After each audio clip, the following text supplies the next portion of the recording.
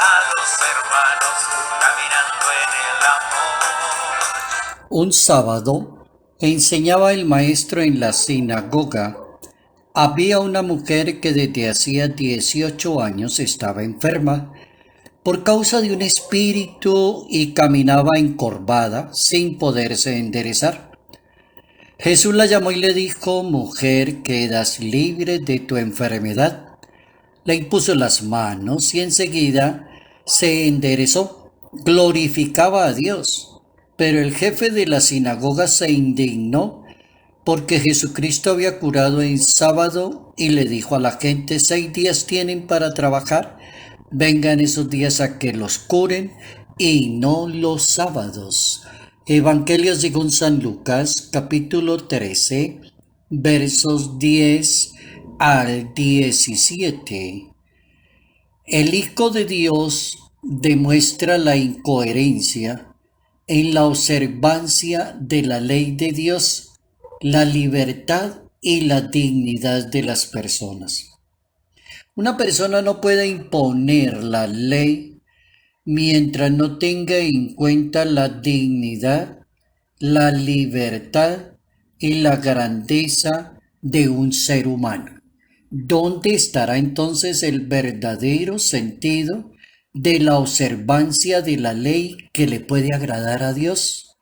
Notas amables a la palabra de Dios, lunes 26 de octubre, año 2020. Ven con nosotros y serás en la familia un hijo más. Iremos juntos caminando en el amor. Las personas sometidas y encorvadas. La palabra de Dios en ese Evangelio según San Lucas capítulo 13 a partir del verso 10 nos pone a pensar en una relación. ¿Será más importante imponerle la ley a los demás? No rebajarle una equivocación a una persona porque está contra la ley. No pensar en otras posibilidades. No pensar en eso cuando el Hijo de Dios dice: no puede ser posible lo que estoy escuchando, me parece imposible lo que escucho. No desatan del pesebre a un buey y a un burro y lo llevan a brevar, aunque sea sábado.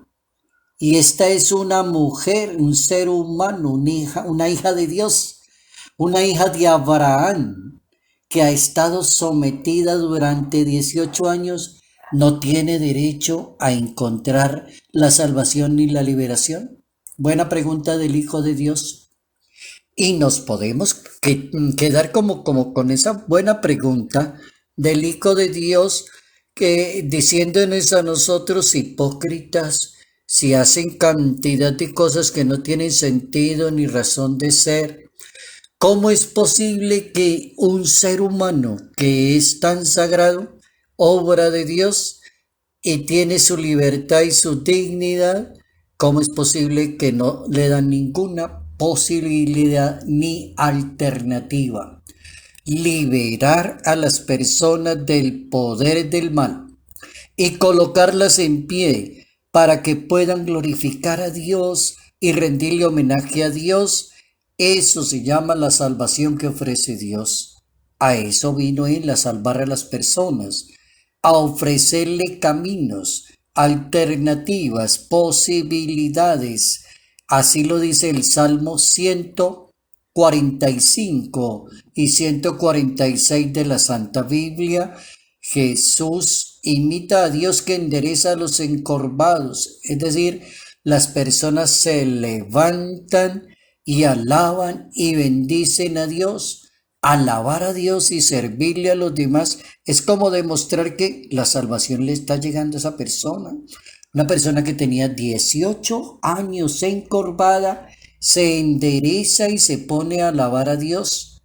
La suegra de Pedro, que estaba en cama, tenía fiebre muy delicada de salud, se levanta de la cama y se pone a servir, les dice el Evangelio. ¿Cómo llega la salvación de Dios a cada persona? Desde la caridad, de la misericordia y la bondad que prima sobre cualquier ley. San Ireneo, hablando de la ley de Dios en un tratado que se llama Jesús perfeccionó la ley. Con el título del tratado de una vez se da cuenta uno para dónde va el santo con su tratado. San Ireneo, Jesús perfeccionó la ley. ¿Y cómo la perfeccionó según San Ireneo? Actuó en defensa de las personas, los liberó del cautiverio, lo llamó a la salvación, como dejó claro a la mujer que curó, según ese capítulo 13 que cita San Ireneo del Evangelio, según San Lucas.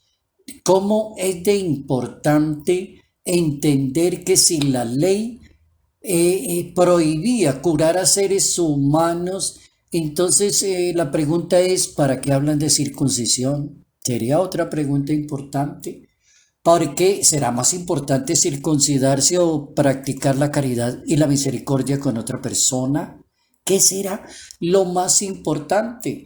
Y también la piscina de Siloé, narrada allí en la Santa Biblia, de tanta gente que quería ser curada y le tocaba pararse allí, estar cantidad de tiempo, semanas, muchos enfermos se sentaban a la orilla, pero existía la ley sabática y mandaba abstenerse de todo tipo de labores, trabajo que se emprende por negocio, por lucro, es decir, a llevar las cosas de una manera tan diferente, tan inapropiada, que no apunta a la misericordia de Dios.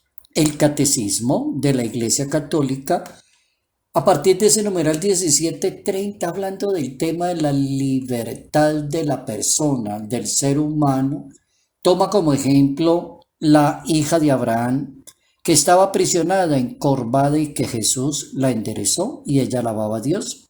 Y tomando ese ejemplo, el catecismo de la Iglesia Católica dice: Dios ha creado a cada persona racional, confiriéndole la dignidad de una persona dotada de iniciativa y del dominio de sus actos. ¿Quiso Dios dejar al hombre en manos de su propia decisión? Libro del Eclesiástico, capítulo 15.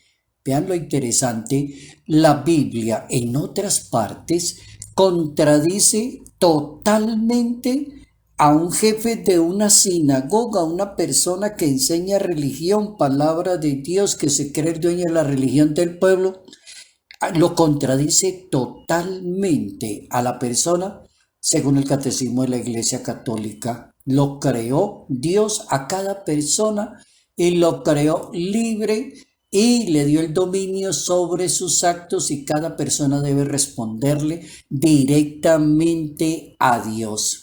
El Papa San Juan Pablo II, en el año 1988, un 15 de agosto, sacó una carta al público que se llamó Carta Apostólica Mulieris Dignitatem.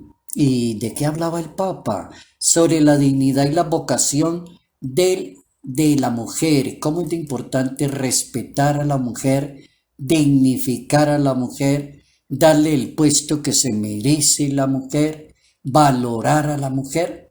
Y toma como base el Papa en esa carta apostólica el mismo capítulo 13 según San Lucas, y dice el Papa que escribe esa carta para hacer ver cantidad de mujeres en el mundo que se quejan de sufrimientos, enfermedades, que se quejan de violación de sus derechos, que no pueden hablar, no pueden opinar, no pueden decir nada, porque quizás un hombre le va a decir: no es nada importante lo que usted va a decir, o no es importante para mí. En las enseñanzas de Jesús de Nazaret, la manera de comportarse de Jesús de Nazaret, no aparece en la Biblia discriminar a la mujer, dice el Papa San Juan Pablo II. No encontramos en la Santa Biblia que haya que discriminarla como lo hacen en la actual sociedad propia del tiempo, dice Juan Pablo II, y esto está hablando en el año 1988. Por el contrario, la Santa Biblia, las palabras de Jesucristo, las actitudes del Salvador del mundo, dice San Juan Pablo II, expresan respeto honor y dignidad para la mujer, dice el Santo Padre. La actitud en relación con las mujeres de Jesús de Nazaret se encuentra a lo largo del camino mesiánico. Es el reflejo del designio de Dios. Y por esto cada mujer es la única criatura en la tierra que Dios ha querido por sí misma, la dignidad de la persona precisamente como mujer. Bien interesante poderse leer esa carta de San Juan Pablo II, Mulieris Dignitatem, sobre la dignidad y la vocación de la mujer. Bien interesante haber aprendido hoy en estas notas amables la importancia de que la ley de Dios tiene que ver con la caridad, la misericordia, la libertad y la dignidad. Nunca le imponga usted a una persona la ley de Dios mientras no se ponga la mano en el corazón y piense lo que le está diciendo y lo que le está imponiendo a esa persona. Ya lo veré envejecer, pero a mi madre con arrugas y defectos. Salud, paz y bendición. Bendición en el nombre del Padre, bendición en el nombre del Hijo, bendición en el nombre del Espíritu Santo. Padre Jairo Yate Ramírez, Arquidiócesis de Ibagué. La tierra la quiero más, pues sé muy bien que ha envejecido sin dejarme de querer.